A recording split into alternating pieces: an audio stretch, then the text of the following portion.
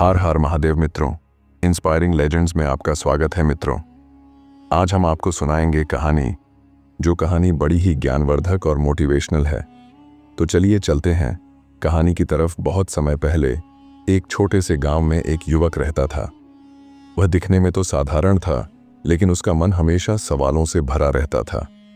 वह सोचता था कि आखिर लोग इतने स्वार्थी क्यों होते हैं। उसके मन में यह बात गहराई से बैठ गई थी कि इस दुनिया में हर कोई अपने मतलब के लिए जीता है।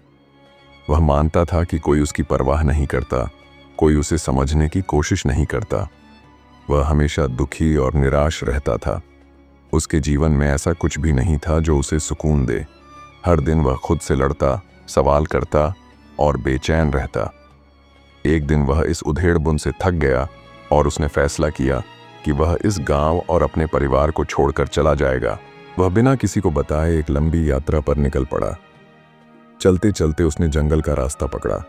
उस जंगल में चलते चलते उसे एक आश्रम दिखाई दिया। वह आश्रम बहुत शांत था और वहां के वातावरण में अजीब सा सुकून था। युवक ने देखा कि वहां एक गुरु अपने शिष्यों को ध्यान सिखा रहे थे। गुरु के वचन सुनकर युवक मंत्रमुग्ध हो गया। उन्होंने कहा, ध्यान तुम्हें सत्य की ओर ले जाता है। ध्यान से तुम अकेलेपन को स्वीकार करना सीखते हो और यही अकेलापन तुम्हें तुम्हारे असली स्वरूप से जोड़ता है। युवक, जो खुद को पूरी तरह अकेला मानता था, गुरु की यह बात सुनकर सोचने लगा कि शायद वह ध्यान के मार्ग पर चल सकता है। वह गुरु के पास गया और कहा, हे गुरुदेव, मुझे भी ध्यान करना सिखाइए। मैं भी आपके शिष्यों की तरह शांति और सत्य को पाना चाहता हूं। गुरु ने उसे ध्यान से देखा और कहा, भंते, तुम्हें पहले अपने भीतर की भीड़ को छोड़ना होगा। युवक ने हैरानी से पूछा, गुरुदेव, मेरे साथ कौन सी भीड़ है? मैं तो यहां अकेला आया हूं। मेरा कोई साथी, परिवार, मित्र नहीं है। गुरु मुस्कुराए और बोले, भीतर की भीड़ को देखना सीखो।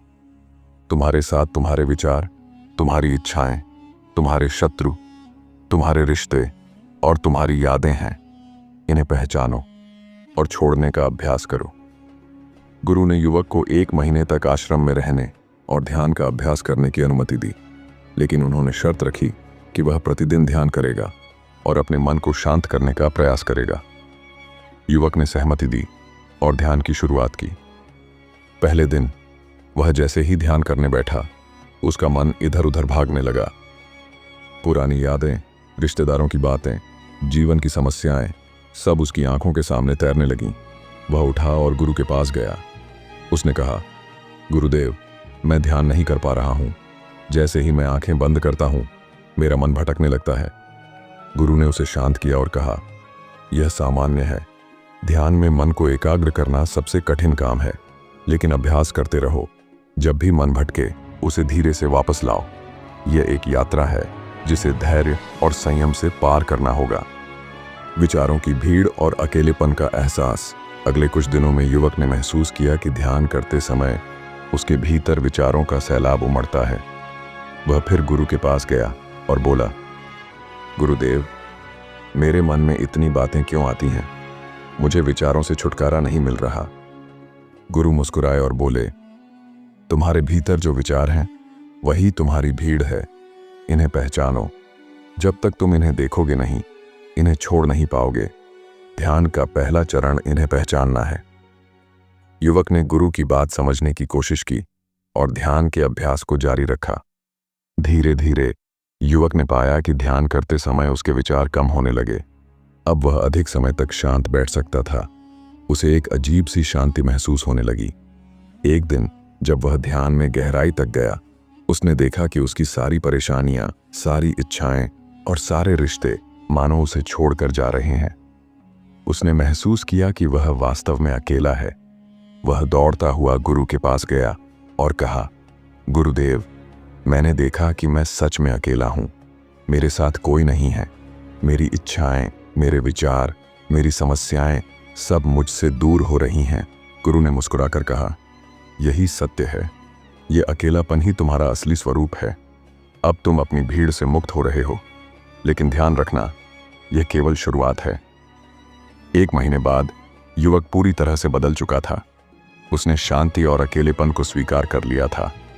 उसने गुरु से कहा, गुरुदेव, अब मैं अपने संसार में लौटना चाहता हूं, लेकिन इस बार मैं अलग हूं।